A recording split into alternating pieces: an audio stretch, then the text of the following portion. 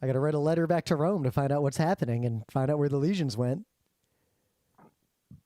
Out of character. In metagame, I know the legions aren't coming back, but my character doesn't know that. So he's going to send a letter back to Rome being like, hey, guys, what's up? All right. It's Tuesday, December 23rd, 2025. I'm Rim. I'm Scott. And this is Geek Nights. Tonight, we are reviewing the card game Magic: The Gathering.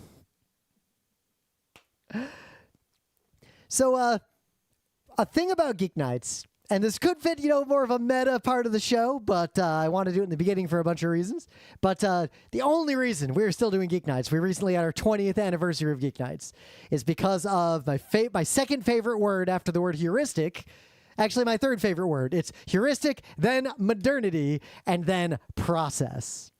Geek Nights literally only exists because we have a process that makes it shockingly low effort to make Geek Nights. We would have quit this shit so long ago if it took us as long to make these episodes. All as the it other took things us. I try to do, they take high effort, and I got low output. Yep. So we made the effort as low as possible to have the highest possible output. For some of you who are old, you may remember the Geek Nights used to be 4 nights a week, and we did that for actually a long time. But anyway, one of the things I do that I started documenting in a way that I could share is I actually keep very detailed process documentation. And I have this whole process where every 2-ish years, for as long as we've been doing Geek Nights, I sit down for like a weekend and I look at whatever project I have open or whatever template I have open to make Geek Nights and to make videos, and I step through it and I look at it and I assess what works, what doesn't, what parts of this are efficient, what parts of this are a pain in the ass, what parts of this am I annoyed at, what parts of this don't work, like are broken, and then I basically remake all my templates and projects if I have a good reason to, but I write documentation about it. And I'm not going to share all that documentation. That's very much for me. Like, it doesn't have enough context, and it is way too much effort to turn that into something. But I am currently in the process right now of doing this for our video pipeline. It is the process of how, once Scott and I have said words on a stage at a convention, I turn that into videos and shorts on YouTube.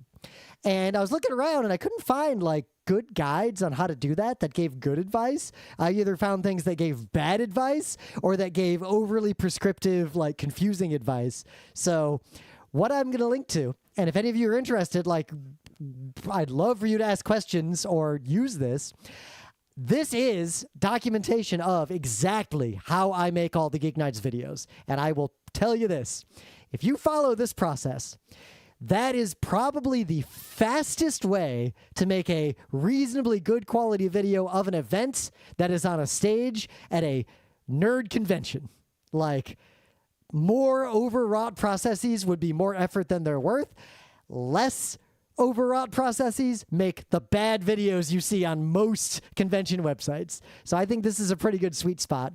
But I mean, I'm sure there are probably some video expert people out there where it's their job. We're going to be like, oh my God, what do you do with the colors? And, I actually... The thing is, if you're making movies, right, it's like that shit matters. But if you're just making a video of some people talking, right, Yep. It's like, you could just you could use a webcam with nothing. It doesn't fucking matter. The audio matters the most. The slides matter the second most. The video of the humans is the third thing in that hierarchy of what matters. So yeah, that documentation is up there, and as I continue to make this process, I'm going to keep adding to this, and I'm sticking to the Geek Nights forum because I've resolved to hang out there more instead of more broad. There's like 2 people there. Well, I'm a third. There's that one listener who just use it as like their link dump. I guess they don't have their own social media. Yeah. I don't know why they just keep link dumping there with no. Lots of people used to just like use it as their like personal blogs. Yeah, that's better usage of it. Yeah. Right?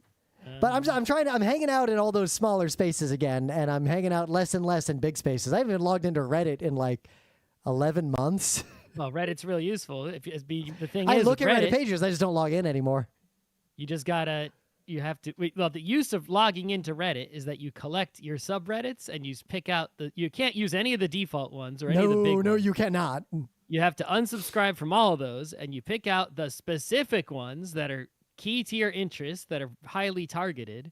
And then if you go log in and go to the Reddit homepage, you will see all the new posts from only those.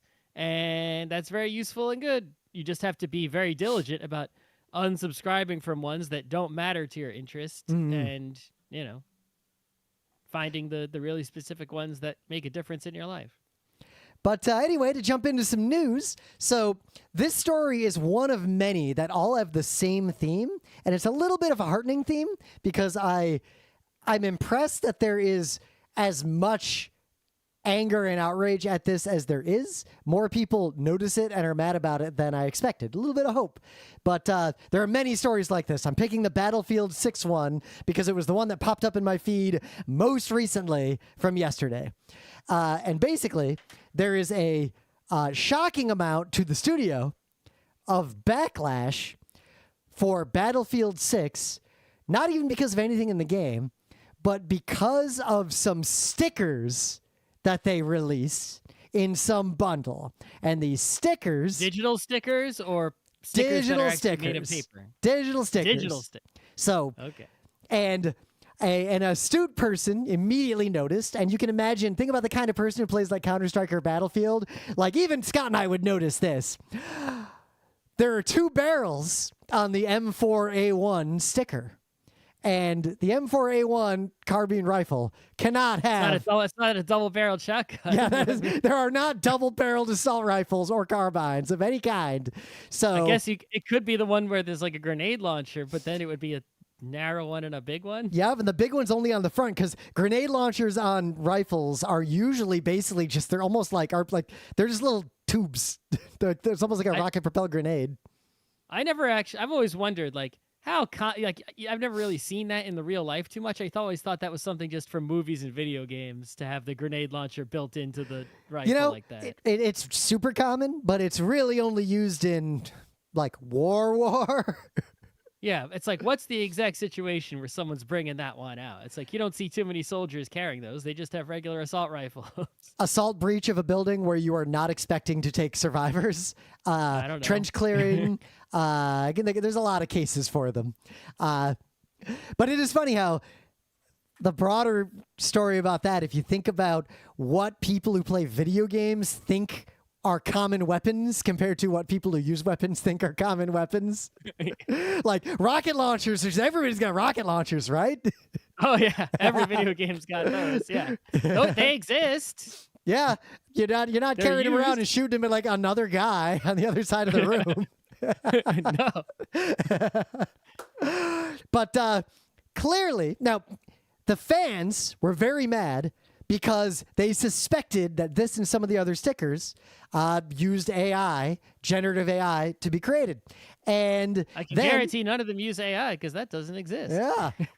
But, and then a bunch of internet sleuths started poking around and they found a number of additional questionable stickers that had the kinds of errors that it is unlikely even an extremely lazy human would make, but are the kinds of errors that are extremely common in garbage LLMs and generative AI type models. And the theme across all these stories is the same. By and large, gamers hate that shit. Like, to a degree that the studios did not expect. Or at least enough gamers notice and give a shit that they can make a noise. It could be a loud minority. It could be. But they generate the people who at least are online enough, in the community enough, there's enough of them to raise a stink. And it pairs with a few surveys and a study from the last month showing that younger people, they're starting to build a little bit of resistance to AI slop in the sense that negative sentiment toward AI in a general way is really, really high among Gen Z and younger. There's a stark divide between Gen Z and everyone older than them. Even if you're not going to get into the weeds on the LLMs and how they work or any of that nonsense, right? Just go back to, a time before that was a thing, right? And it's like, any person, it's like if you're going up to them on the street and you're like, hey, would you like this handmade umbrella or this mass-produced in a factory umbrella? I just picked umbrella as a random object, right? Mass-produced in a factory umbrella. And it's like, if the price is identical and it's handmade by someone who's actually fucking good at it, it's like, I think, the vast majority of people value the handmade item more than a mass-produced item, even though our homes are full of mass-produced items. Yep, and that goes all the way back to the Luddites, who, remember, they were not protesting the existence of advanced machinery. They were protesting the capitalist class exploiting them via that machinery. Right, but that was on the production side. I'm talking about the consumer side, right? If you're a consumer, right, you clearly recognize the value of something being more, right, of the quality of the thing that you're getting, and you recognize that the way in which the thing was produced, right, has some, not necessarily factual, not always factual. Sometimes the mass-produced thing is really good, but some sort of connection to the quality of the thing. And if you are paying for the thing, right, and it's like, hey, I'm paying for this, and you gave me something that's even worse than mass-produced. It's like automatically generated. Yep. Right? Well, especially because like, I don't want that garbage. Like a mass-produced spoon or a mass-produced plate has a utilitarian function. Like our dinnerware, you were over for dinner the other night. Our default dinnerware are a pile of identical white plates because that is a completely fungible thing. We do have a few fancy plates that are separate from that, but we have a default set of just these plain-ass white plates. They are fine. They have a utilitarian purpose. However, there is no music, entertainment, or art that is utilitarian to me. Those are the things where I am seeking the human connection and the human conversation. Mass producing that without meaningful human intervention doesn't give me anything of value. Well, there is mass-produced art already in the world. Oh, right? that's why I added that second clause there. You look at, like say, like reality TV shows or, really those really crappy YouTubes for children, right? Yeah, the ones I'm talking about, right? It's like even before a computer would automatically generate those things, there was just really shitty mass-produced artworks, and I did not consume those. I completely ignore them and don't waste my time on them. But I also encountered a lot of people who did and do consume those things. Think about when we were kids. The kids you knew who watched some TV versus the kids who watched all TV. Sure. But if you're going to make something, right, with, just automatically generate something with an LLM that's full of, that's nonsense. Yep. Right? It's even worse in quality, and anyone can recognize that. It's like, regardless of any of the other discussion topics surrounding them, that alone is like, hey, I don't want this. This is even more worse garbage. It's like it's even worse than mass produced. It's like, get that shit out of here. We don't want that. So I got some news. Well, so the Game Awards happened, and just in general, I want to say about the Game Awards is that when they first started, I was like, what is this bullshit, right? No one cares. No respect for, this award, right? I already didn't have any really respect for the Oscars or the Grammys or any of those, right?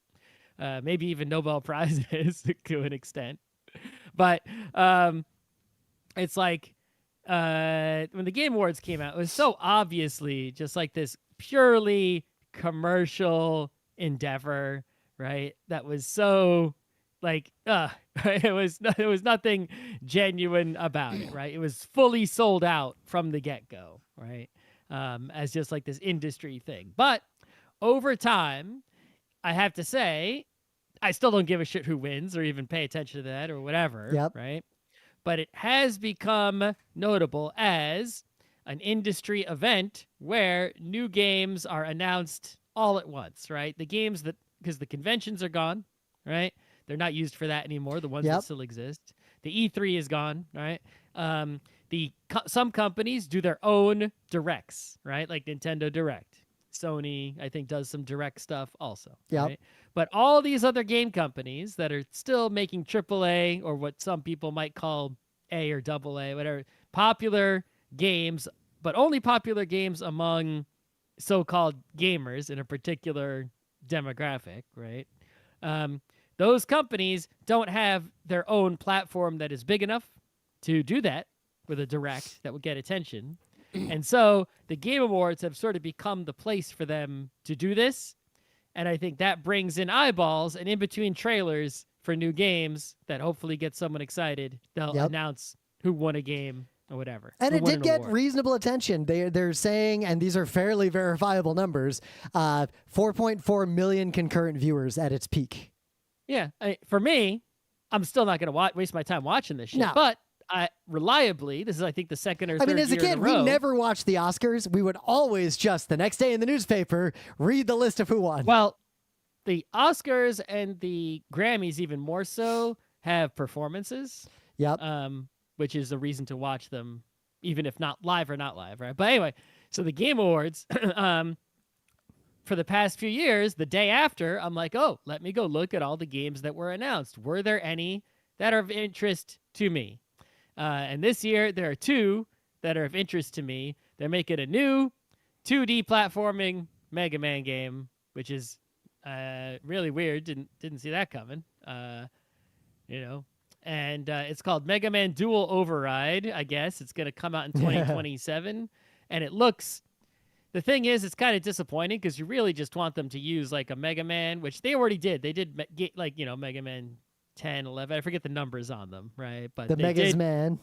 Yeah, they did make Mega Man games. I remember one of them was on the Wii, and I think there was another one.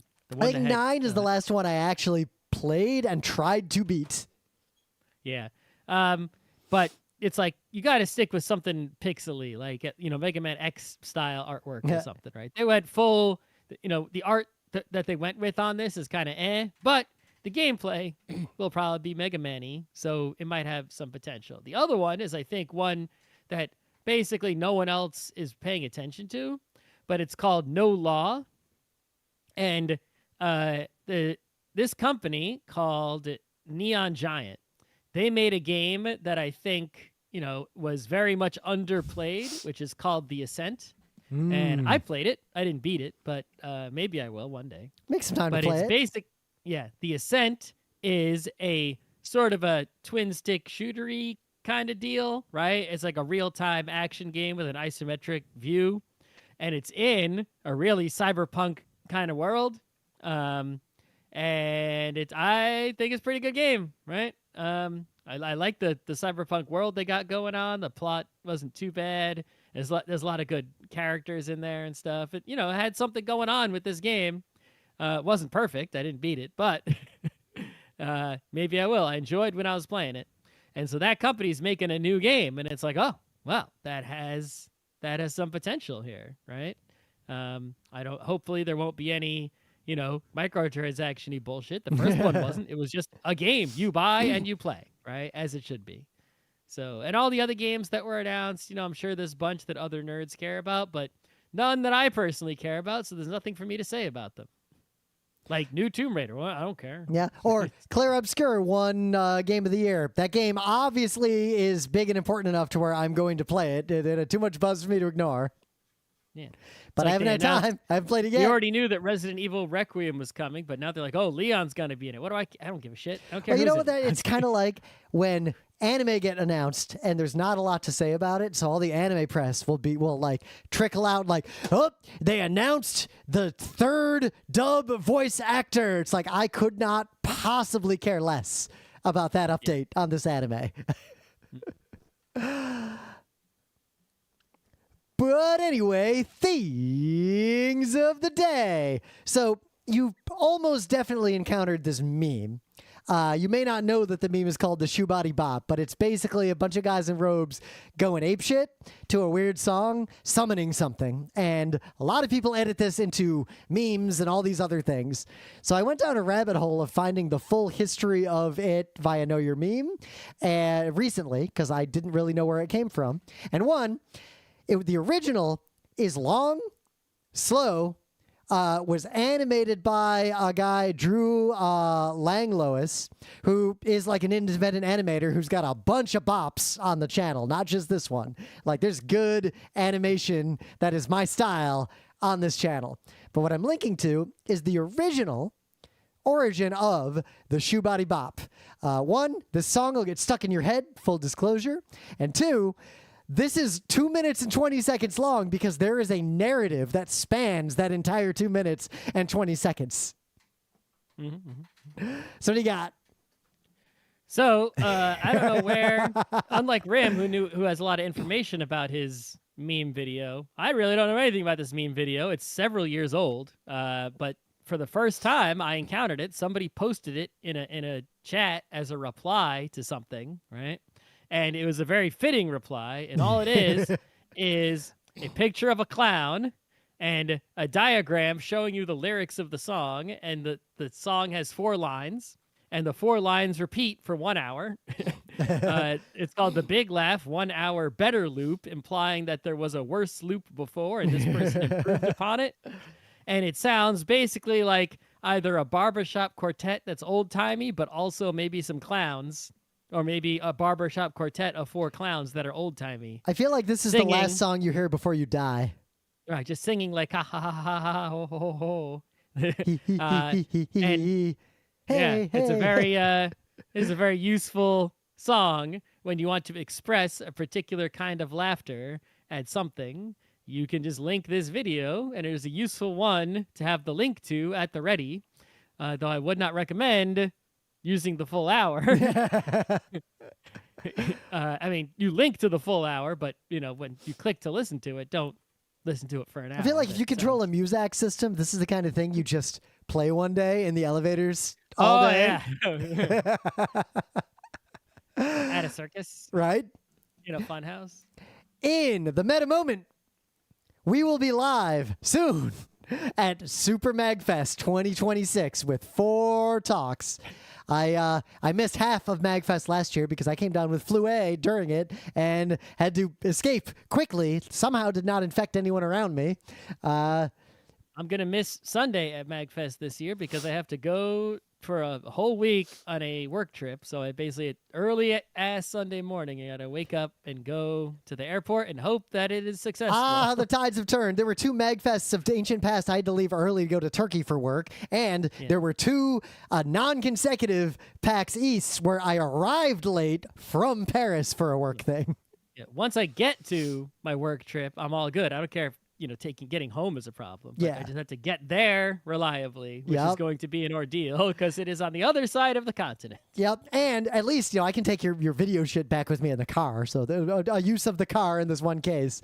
But being a New Yorker, it is easy to forget that this is one of the only places in the world that has direct flights to everywhere. Like, anywhere I am that's not New York, it's like, oh, why don't I just fly directly to this other place? And like often that is not super feasible. There aren't that many options. Our cup really overfloweth when it comes to flying. The problem though is even if you're in New York, yes, it's easy because you don't have to do a connecting flight to get to a major hub to start from your home. But if you're going to a place that is not a major place, it's like, you are good. Like rarely. I fly direct flights to Eagle fucking Airport, which isn't even a major airport next to Vail. There are options like that. I always took the direct flight to San Antonio. I only did that transfer that one time because I hate layovers.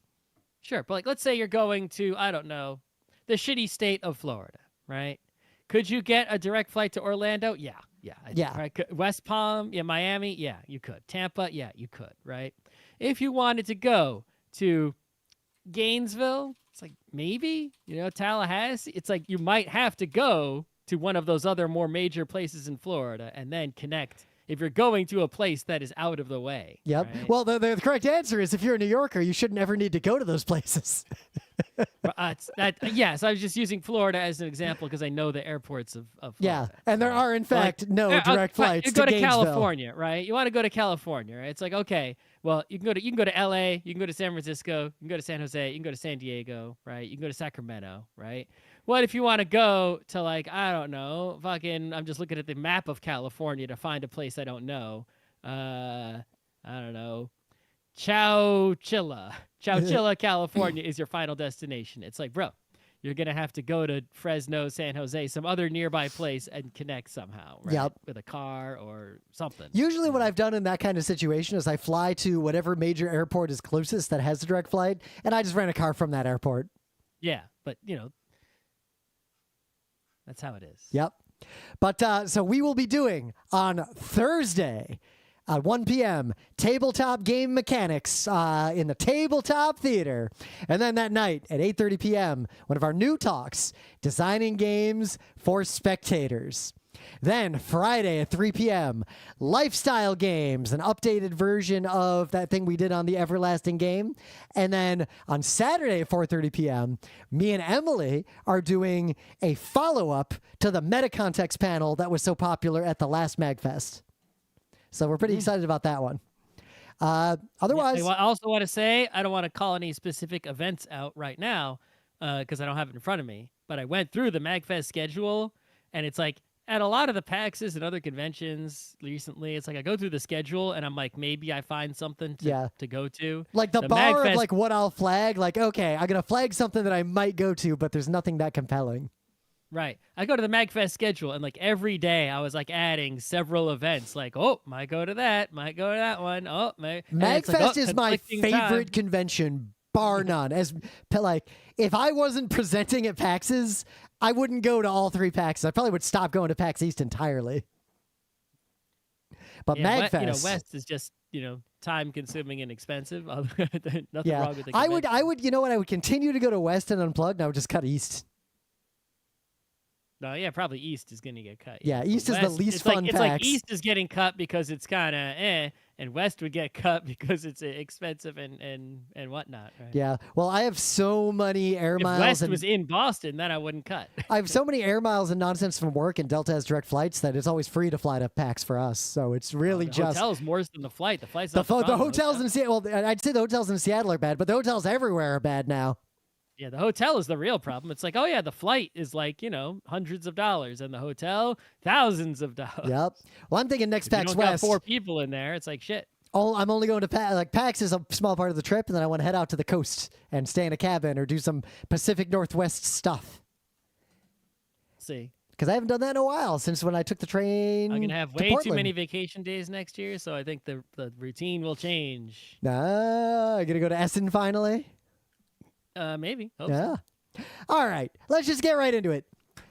When I was young, Dragon Magazine had this article that was like the rise of collectible card games, something, something. And it was this journalist who's like, I played these 2 games and they blew my goddamn mind. And it was talking about like collectible card games because they really weren't a thing yet. Like Magic the Gathering started what we know today as collectible card games. It probably was the first one in any meaningful sense.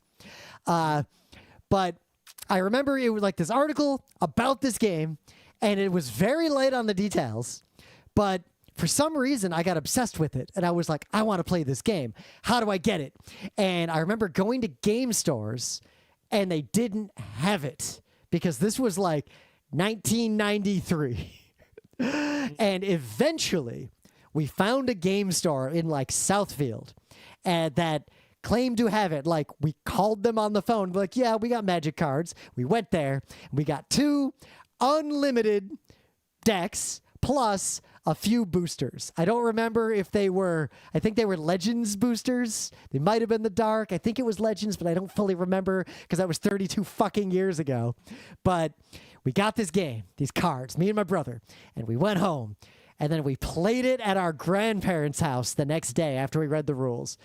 And I think it was my favorite game in the world from that moment until I stopped playing Magic.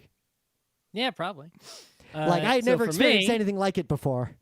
Yeah, so for me, it was maybe a year after that, right? And a friend of mine, came over. He was hanging out, and he's like, "Hey, you want to try this game I got?" And I'm like, "All right." Hey, kid, you want some goofballs? Do I want to play games? Yes, I do. That is the thing that I like the most. He pulls out these cards. He's trying to teach me the game. I don't think he taught it exactly correctly. Oh, yeah.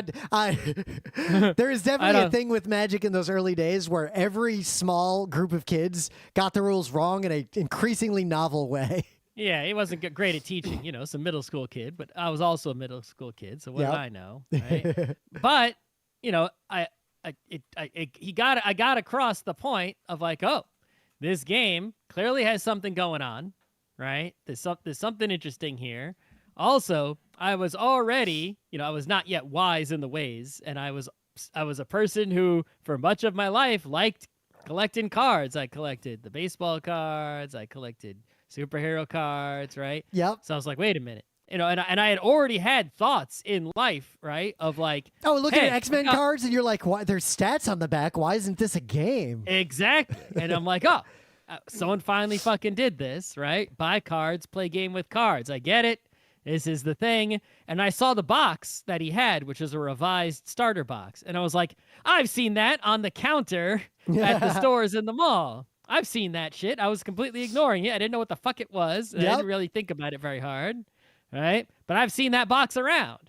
See, by then I was already going to gaming conventions, and I was already playing D&D, so I was already going to the kinds of stores where I'd learn about it. The problem was I got into it before most game stores even had it. Well, I was going to the comic book store, right, and other stores in the mall, right, like the FYE that sold CDs and had an arcade in it. They had Magic cards, right? The EB, I think, even had Magic cards. Well, by the time Fallen Empires came out, Walden Books would have Magic cards. Because I'd say Magic got big when I was a kid, around like later in Revive's run. Fallen Empires was like the expansion that had just come out. That's when I found out about it. I just found out about it a little too late. The Meijer just had Fallen Empires boosters by the checkout. So every time we got groceries, we'd convince our parents to get us 2 booster packs of Fallen Empires. And sure enough, a bunch more Thralls I don't need. Yep.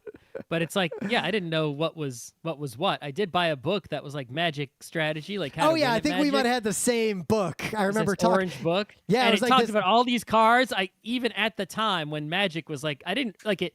Reading the book, it felt like I didn't understand time and the scale of things. That like the alpha set was like this ancient thing that, right? Yeah. But it's like it was like a there was like only a year and a half, maybe 2 years between like alpha and like revised Legends 4th edition, right? It was going. I didn't realize how fast this game had evolved. Like as I was playing, Legends was out, but I think they'd stopped printing them, and the Dark had just come out, so that was like the hot one. Like I was trying to get as many of the Dark boosters as I could. But Antiquities, I don't think I saw a card from Antiquities for years as a kid. Yeah, I didn't really understand, other than your Scry magazines, your Inquest magazines. It took me a while to learn and understand what the fuck was going on. But meanwhile, because it wasn't like the internet. Arabian Nights. It was internet. Arabian Nights, December 93. Antiquities, March 94. Legends, June 94. The Dark, August 94. Fallen Empires, November 94. That was one goddamn year. Right. But this game loomed large in my middle school life from, I guess, 94 to like 96. And it's like, it's weird because it still looms large in all of gaming. And yet I only really played it for like 2 years. Yep. Right? But yet, if I think back, it feels like I played it. In my mind space, it's occupying so much brain space. It feels like I played it for my entire childhood. Yeah. Like it just feels like it was there, but it wasn't. So something we've never done before, because we talk about this game all the time, because how can you not, right? We've talked about the business of the game. We've talked about, collecting and money, the wasting and all these things. We never talked about the actual fucking game, right, itself, which is not a perfect game, and it has changed over time, and there's different modes of play, obviously, that have evolved over time that I didn't get into. Commander was not a thing. Commander's super 1994 new. through 1996, that didn't exist yet, right? But the game itself invented a lot of mechanics that are found in many games today, especially card games, but not exclusively. And, while it had flaws, and still does, I'm sure, a lot of these things were actually really great ideas, right? The key idea of Magic that was exciting as a game, I think, was the idea of you have this resource, which is the land, right? The energy, the mana, that you're gradually building it. And so early in the game, you sort of have to play small ball. You don't have a lot of mana. Put your little Llanowar elf out or whatever. Right. And as the game goes on, your powers grow, right? In Magic, randomly. In more modern games, they just give you 1 per turn automatically, right? Which I think is better in a lot of ways. Oh, yeah. The land as a kid, I was always annoyed by that because when I'd make decks, you have to get the ratio of land just right or you're effed. And sometimes you're just effed with that randomness. Like it was an annoying part of designing decks. But at the same time, it does have the benefit of making the game more interesting because the land is now a thing you can interact with, right? But I guess other games, it's like, well, you gain energy, you lose energy. There's a little bit you can interact with, but they could print all kinds of different texts on lands, which if your game like Hearthstone just can't do that. Yeah. Right? Or Marvel Snap can't do that. You just have a number there, right? You can manipulate the number, but you can't put text on those. Yep. That number is not a card. So. But that land, because the one thing we're not going to do this episode, explain to you how Magic works. If you don't know how Magic works, I don't. You don't know how to play Magic. Just go online, watch a YouTube video how to play Magic. Yeah. That's like being like, wait, who's Spider-Man? If you're a person listening to Tuesday Geek Nights, you should know how to play Magic the Gathering. If you don't, go learn. It's essential that you learn it, even if you're never going to play it ever. Yeah, but the mana curve for me, even as a kid, what I liked is that it forced the game to its conclusion. Because it's basically, as the game goes down, it's like, all right, neither one of you's won. Well, you both got 10 fucking mana. One of you's going to get out some big dragons and just end this. Like the game would always you're gonna end. Get decked. Yeah. Getting decked was so rare in the meta of my local community. But as a kid, because you know me, I like to do the weird thing.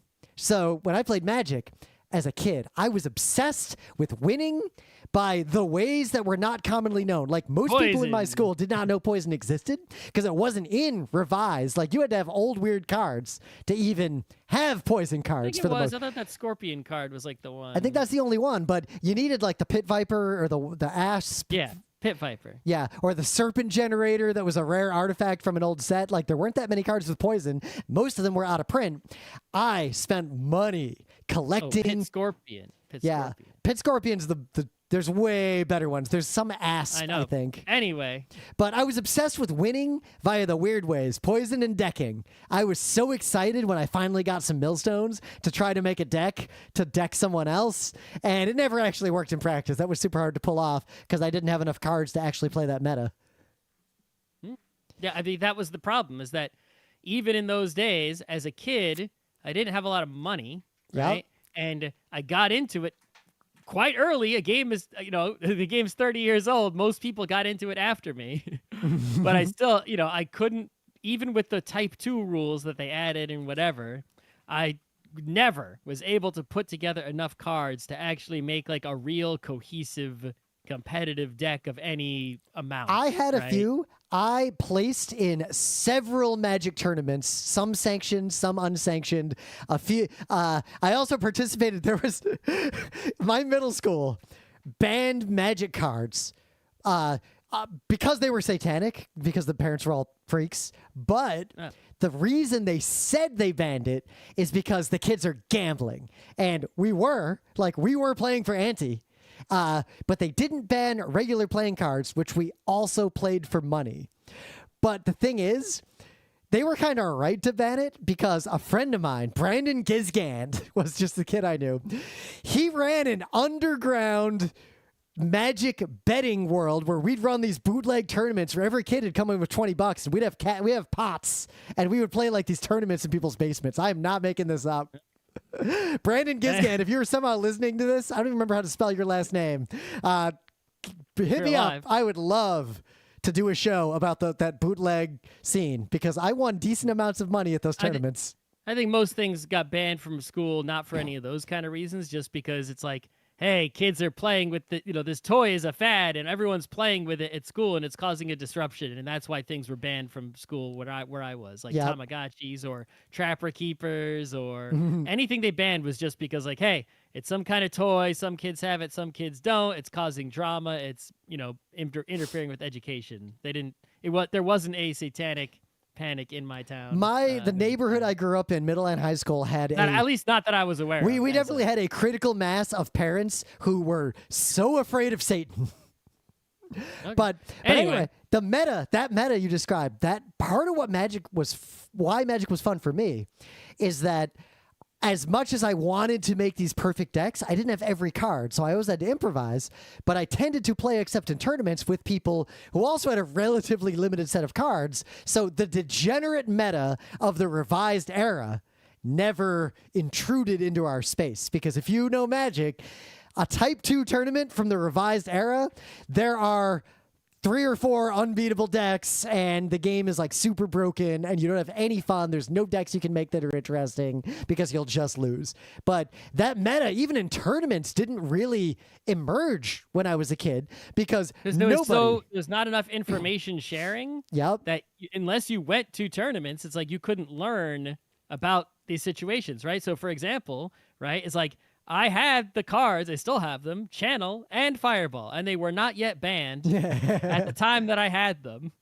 And it's like I played with like 1 or 2 kids in my middle school because no one else was really playing it, right? And we didn't know what the fuck we were doing at all. We were just morons, right? Just kids playing like kids, like, using the cards we had, use the cards you thought were cool. Yeah, like your Shivan Dragon, right? I had 4 Shivan Dragons in my red and green deck, and that deck fucking sucked. And then even when I went to summer camp and played Magic with the kids at summer camp, right? They were also stupid kids. We barely played correctly. We were, just doing the same kind of stupid crap, not even finishing games really, right? And I remember one time I played against a counselor who was probably in high school age. And on turn 2, they're just like, Channel Fireball. And I'm like, what? I didn't really understand what had happened.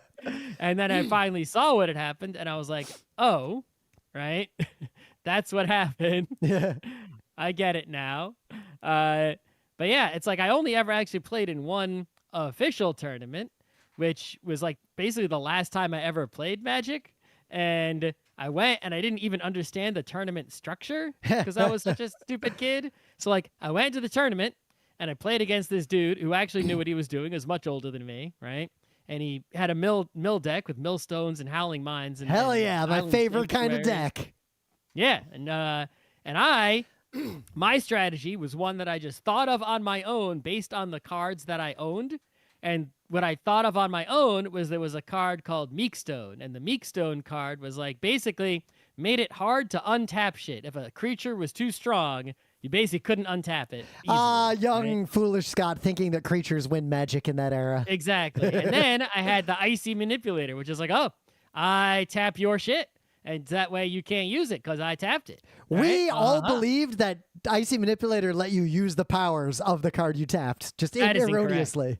That made it insanely powerful. Yeah, that's not what it did. But regardless, I was like, aha, other people will try to put out big creatures. I will tap them and freeze them in the Meekstone. And then I have many small creatures.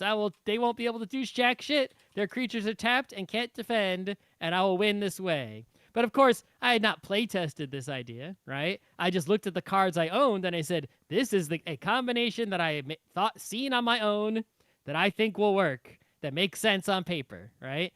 And then I go, and this guy tries to mill me out, and it's like, oh, he doesn't have any creatures, and he has all this fucking Wrath of God, and he's got, Island Sanctuary, so I can't even use my creatures on him. And so they had the sideboard, right? Which I think is actually... Yeah, it was like 15 cards, and you could swap it out between rounds in the tournament. Exactly. I used to play white decks, and my sideboard was full of COPs of every color. Exactly, right? It's like, that's what I thought. I think I had some of those in my sideboard also. But, I used to play a lot of white, like blue and white, because I was that kind of kid. Yeah, the sideboard, I think, looking back, like it made sense at the time. I didn't even question it. But now, I don't think it's good because... there's sort of this rock, paper, scissors element, right? And yes, it could be really disappointing if you go in and you get in a bad matchup and you just lose because like someone else has the counter to whatever it is you're doing. Yep. Right? But I've played other games, like I played Netrunner for many years, and it's like actually having the sideboard allowed people to make these decks of evil that were like purely sharpened knives, like that dude. And if you didn't have the answer, you were hosed. And you think, well, you have the answer in your sideboard. It's like, well, you can't have every answer in there, right? Yeah. That's kind of whatever, right? But if you don't have the sideboard, it's like, well, now people who make a sharp-pointed deck like that, like a glass cannon, they're going to lose, actually, because people have to build decks to prepare for every situation in the deck. The decks become weaker overall. Like when I played white without sideboards, I would usually put like a COP red, like 2 COP reds and 2 COP blues, and I wouldn't put the other ones in there. Yeah. I mean, those aren't good, even if the other person is playing the color. No, I was a middle schooler. Immune to all damage of that color? Fuck yeah. Same thought, but now I recognize how stupid that was. Yep. But, it's that same idea of the sideboard's actually bad. It's better to force people to sort of make a well-rounded deck, right? To make more interesting play. Though, what I did... I don't know if Magic still has sideboards. It probably I assume tournaments do, but the thing that really struck me about the colors and the asymmetry was in that early era, each color felt wildly different. Like, there was so little overlap between what the colors did and that asymmetry, and the fact that sometimes you'd have a crazy tight game. Sometimes you would just blow your friend out of the water because you were playing like a white defense deck and they were playing black. Like, they're just fucked. It taught me a lot about game design, navigating that, but also it meant the outcomes could be pretty wild and varied, and I think that added to a lot of the fun of playing the game. Like, oh, everything's on fire! Like, crazy stuff would happen. That the multiple colors, right? It's like, on the one hand, it really allowed, allowed for like self-expression, right? Oh, and yeah. The deck, that's the thing that I think all customizable games, you still see, right? That really started from Magic. Before Magic, it's like you played games, and it's like, yeah, you open the box and play the game, right? I guess you could only really have self-expression with like a D&D character or whatever. Yeah, why do you think people would fight over who got to be the car or the dog in Monopoly? That was the only self-expression you had in that game. Magic the Gathering finally allowed self-expression through deck building, which is now a staple of like all successful lifestyle type games, and others as well. But when you go to buy cards, forgetting about the lottery part of it, it's like, let's say I was all in on green, of course, right? Yeah. Green is great. I had a lot. I love creature decks, even though they were worthless. But you can't buy just the cards you want. You inevitably end up getting all cards for all colors because you're buying packs and boxes and whatever. And you try those other colors, you read those other cards, you see what they can do, right? And I remember when it clicked. So much replay value of trying different things out, and because I played all like green and white and red and white, and I had all these strategies. But then I got enough blue cards, and I actually started reading through the blue cards, and I realized, without knowing there was a name for it, control. And I realized that it is really fun to prevent the other player from doing things. It is really funny to do that to someone. And I started playing all blue, and people would refuse to play with me. Right. The scaling mana system, right, of where you get more powerful over time, more options over time, sort of introduced this sort of aggro versus control sort of framework. What do we call them back then? There was creature deck, burn deck, life deck, mill deck. But like, I'm thinking about the archetypes from when I was a kid. Right, but aggro and control is really what it is, right? Yeah. You're trying to eliminate your opponent's life score of 20 down to 0 in order to win, right? And so the aggro deck is like, okay, while I have low mana, I will get the highest value I can get for the low mana. That was red. Things that, you're like lightning bolt. Can do damage, right? Or ways to get extra mana quickly, or anything that I can do. I don't care, what it costs. So anything that does damage early in the game. Lightning bolt, lightning bolt, lightning bolt. It's 1 mana and does 3 damage, right? It's like putting 4 of those in there. Right? It's like anything I can do quickly. So that way, no matter what my opponent's strategy is, no matter what cards they have, their cards that are expensive, the game will end before they can even play those cards. They won't have enough mana to ever play them, and I'll win early. The other strategy, the control strategy, is in the early game, I have to play something, obviously, right? I can't just play nothing. I'll just die to the aggro deck, right? But I will play cards that just allow me to hold on, to not lose, right? And I play to not lose, and I keep not losing. And eventually, my opponent did all this early stuff and probably did a bunch of damage, but they didn't do enough. I didn't die. As long as I've got 1 hit point left, I'm good.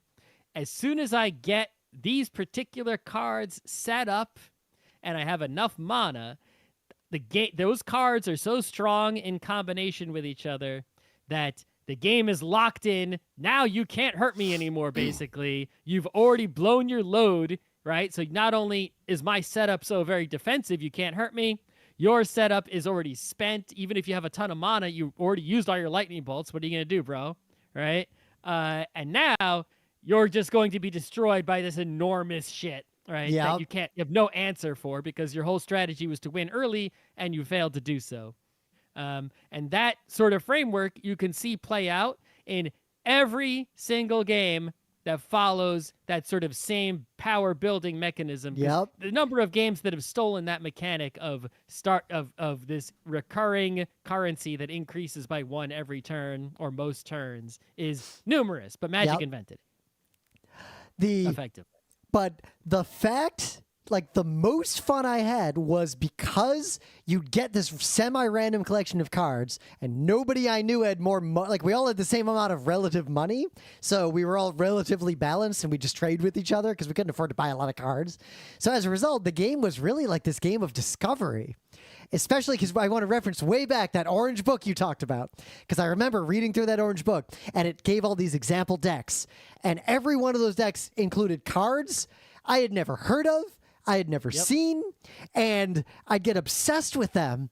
But I don't think there was any deck in that book I could make. Not one. No, not one. No. But I think I spent more time designing decks and playtesting decks than I ever spent playing Magic. I spent more time just sitting around reading Magic cards, looking at them, sorting them, right? Resorting them. Definitely more time doing all that than playing them. And also, you know, for a game that didn't include, now it does, but back then it had its own intellectual property, which is just sort of like this fantasy world with no cohesion, right? But there would be flavor texts and there would be proper nouns. Like, I was always like, who's this Urza guy? Yep. Who's this? Who's it? Right? What's up with that? Is there, you know, I'd be trying to figure out what's going on in the world. I did buy a novel at some point. Although, I read a bunch of those Magic novels and short stories, and they are not great. I don't remember it at all, but I just remember having I one. smell a book club. No. Not, also, it'll take like 5 minutes to read. But yeah, that, you know, you could just, by getting these cards, you could experience that sort of world that they had built just by looking at the cards. Like, even if you never played the game or had little opportunity to play the game whatsoever, you still got the same value that you would get from baseball cards, superhero cards. Well, especially the most with fun baseball moment. cards and superhero cards, you already knew about the baseball players to some extent. You already knew about the superheroes to some extent, right? I learned about a lot of X-Men I didn't know because they were from comics before I started reading the X-Men. Yeah, cards help you learn more, but here the cards were all you had until those novels came later, right? So it was really sort of like this rich experience of just having cards, and I think a lot of people nowadays don't do that with cards. Right? Yep. It's worth Maybe noting, children if they have them, but I'd feel like children. well, what I enjoy, a moment I always enjoyed is someone would have a card that no one else in the friend group had like seen before, and as soon as that card came out, it would be the talk of the town for like a week. Like, oh, what's that? What's that card you got? What's that do? Holy shit! Like, it would it be might a thing. be garbage, right? It's like you don't realize that it's not any good, but like. We were all hyped, you know, we're children. I remember there was the Colossus of Sardia. I think That was an old one because it was like 10 power or something big like that. Like it was a big. It was a 9/9 artifact creature that cost 9. It's like, and it had trample. Yeah. You had to spend 9 during your upkeep to untap it. Right? One, you're not getting that on the table. There's no universe you're getting that on the table. Even if you do disenchant, so you pay 9 instantly and gone. you summon it. Yep. And it doesn't untap. You have to pay 9 to untap it, and then you can attack with it. And it's 9/9, and it's like, you know, just when you're a kid, it's like that's so big. You're like, oh yeah. It's obviously not any good. And I just loved finding out about a card in play, even though they were all kind of garbage. But it's worth talking about the structure of the game because the default competitive game is one-on-one. Like, that's how Magic works. But there were other formats, and there was this star format that I want to say back then was official, but they got rid of it because it doesn't actually work. Star format. I'm actually looking it up. It was like a 2-headed giant one. Star. is a constructed Magic the Gathering format play. Yeah. So basically, it was a thing. Yeah, you were attacking one person, but someone else was attacking you it's in more like than the that. star shape. You sit in a star shape, but everyone plays a single color deck, and there's only one deck of each color. You win when the two people opposite you in the star are defeated. But you can attack anyone. You can play enchantments and things on anyone. I thought it was like that person attacks you, and you attack someone else, and someone else attacks someone else. Nope. It's like if I'm sitting across from blue and white, I got to beat blue and white. When blue and white are out of the game, I win. Yeah. So the one thing I think Magic, at least time has shown, someone will probably argue with me on this, right, is that Magic sort of invented this idea of you summon the creatures, right, and then you attack the creatures, and then summoning sickness is in every game thanks to Magic. Well, the summoning sickness is a genius idea because it basically it's too much of a surprise, right? There are some cards you can play your Magic spells just as like a surprise, right? Like aha, right? But to have most of the cards you should have to play into your tableau and use them later, right? Because that gives your opponent a chance to say, you have played this. I have at least some chance to plan and think about that. Right? The Colossus of Sardia. Let me disenchant that. So long, 9 mana. Right. It's like, so if you don't have that, then it's like everything is a surprise. And any game where everyone is just like pulling everything out of their hand just becomes like sort of like a Calvin Ball situation. Like you can't plan anything, you can't strategize. It's like you're just up against this mystery realm. And it's like, well, I guess I'll just play the best thing I got. And if they have the answer, they do. And if they don't, they don't. But if you are forced to play things out onto the table to where someone can see them before you use them, it gives both opponents an opportunity to play smarter, right, and make the game more interesting than just, well, I have to play according to what's in my hand with no consideration for what they have, because what they have is effectively random. Yep. That's no good. And I guess the game just it established all these like basic information and resource economies that were really well designed from day one, like magically. It's like it's really rare that the first game, effectively the first, if there was another one, sorry, right? But I don't think it's actually that rare because we saw it again. It's not a collectible game. Dominion is still, I think, the best pure deck builder, like by a wide margin. Yeah. But, it's like, is the first FPS, it's like how Quake is not the right? Or, I don't know if Quake was, I guess, Wolfenstein, Doom, whatever. I would argue Wolfenstein was really a maze game, and Doom was the first, like, what we would consider a modern FPS. Whatever, it's like, Mario, I guess, is the first platformer, kinda, sorta. Well, Pitfall was probably the first platformer we would recognize, though I would argue Kangaroo is the first platformer. Regardless, it's like Magic was the first one. It's super old, right? And it got all these things so right from the beginning in terms of the game design. There's so many criticisms that we've made all the other times, right? Which we still stand by. Yep. Right? Don't spend your money on this gambling game. Yep. But you look at the modern games, right? It's, first of all, Magic is still the biggest one. Yeah, I'm going to quote the Wikipedia. For the 2022 fiscal year, Hasbro announced Magic had generated $1 billion in annual revenue. Right. It's like the first one got things so right. They managed it over time to not fuck it up to the point of ruining the whole thing so far.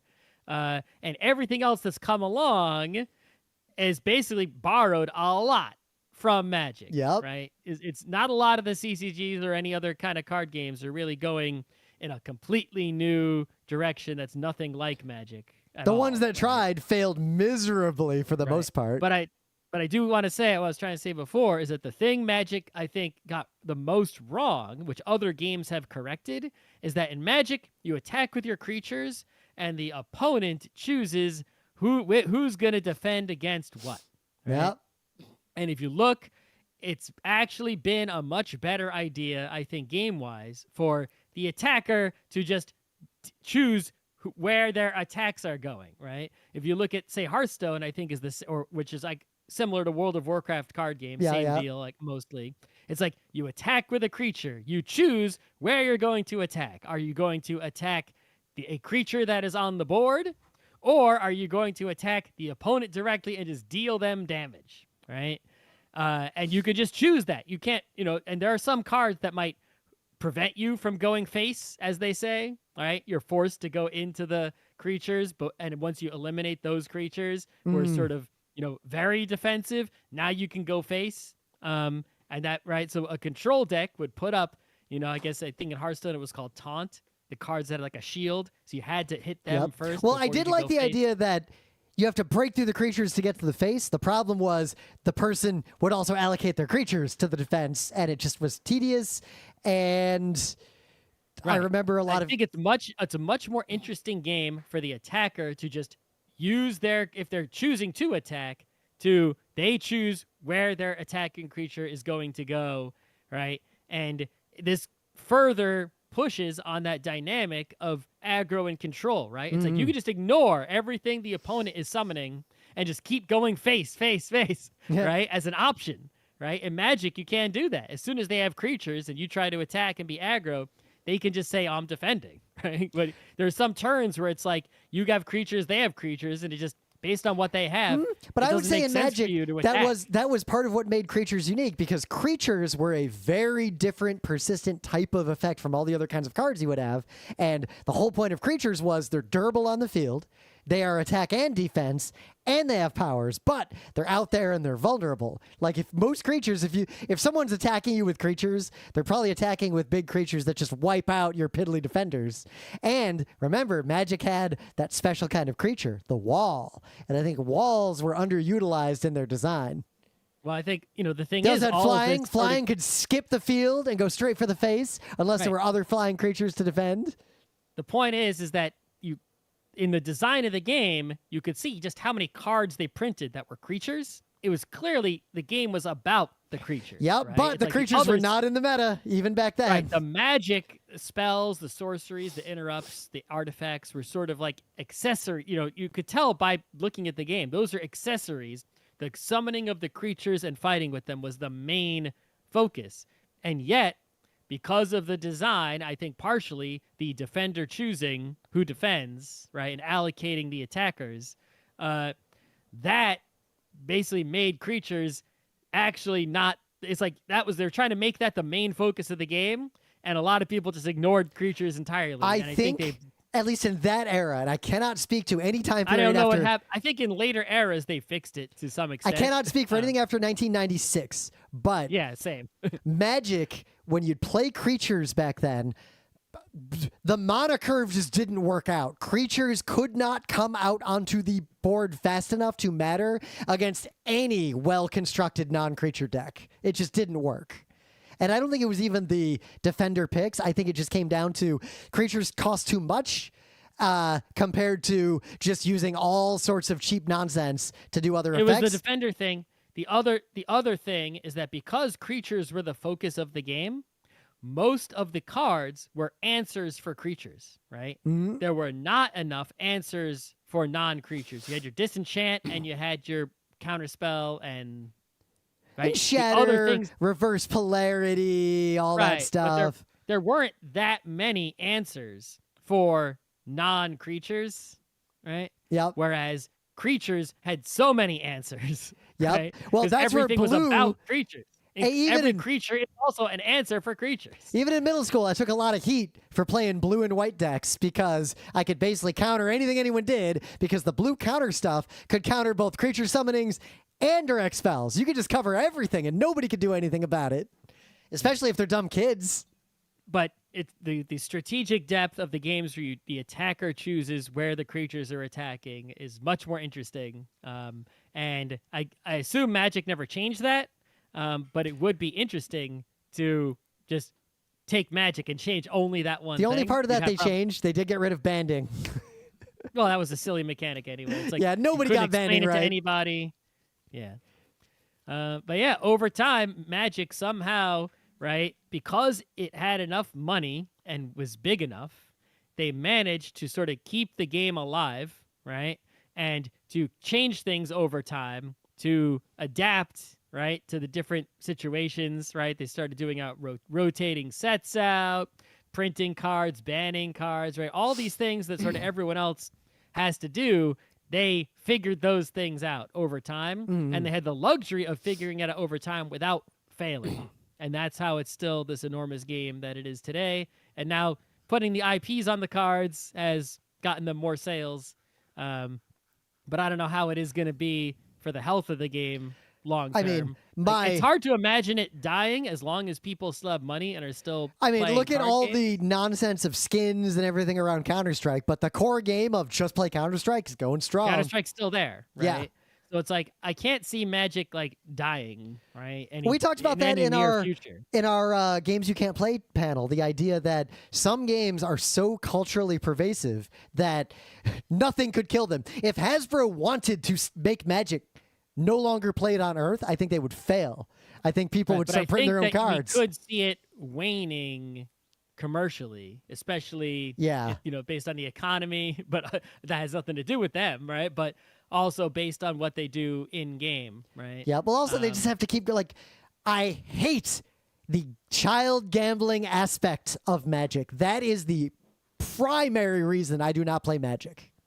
Yeah, and that's the thing that actually, it's like I played Magic for a couple years, right? And it's like, why did if I loved it so much at the time, I didn't dislike it when I stopped playing, right? Because for the cost of getting cards to keep up with new sets, I could buy whole video games. Right. Well, it's like as a child, it's like I couldn't get to events easily, right? I couldn't buy all the cards I wanted, right? It was just a disheartening experience, even though I loved to play the game, right? It was.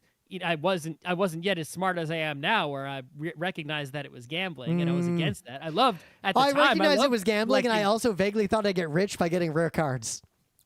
I did think of that sometimes, but I didn't recognize it as gambling in the same category as a slot machine. True. Right? And I loved collecting things and opening random packs at that. Right? It's like I liked that shit when I was in middle school. Yeah. I wanted to, right? I make fun of people who watch pack openings on YouTube, but when we were kids, when someone got a booster pack that was a little rare, like someone got a Legends pack after it was out of print, we'd all sit around in the middle school and like they'd open the pack in front of us at the lunch table. Yeah, I was excited to open cards. Yeah. Right? But that's, even though I wasn't yet intellectually against it, right, it was still disheartening to me, right, that it made it difficult for me to play, right, and it made it difficult for me to, right, it was actually a barrier. Yep. But in that era, if you just had every Magic card, the meta was degenerate to the point of the game doesn't work. Anyway, but yeah, we talked about Magic, Yeah. the actual game itself. It's just this game looms so large in my life for how little I played it. I can't get over that.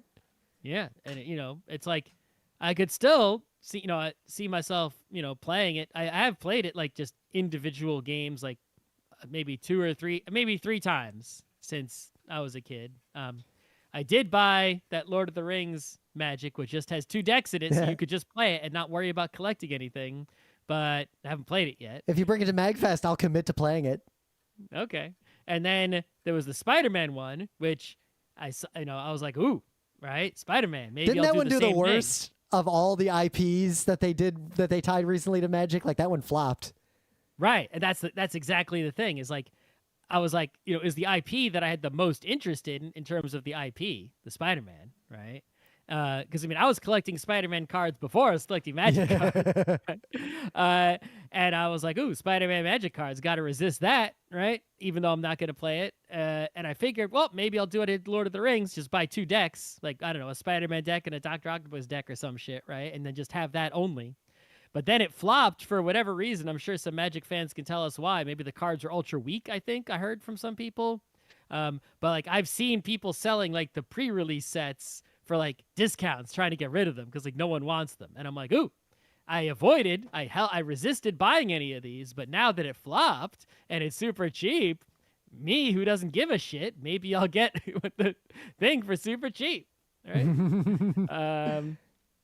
But haven't done that yet, and I won't until there's a good reason to. There's so many games I want to play that I do not have time to right now. I gotta retire.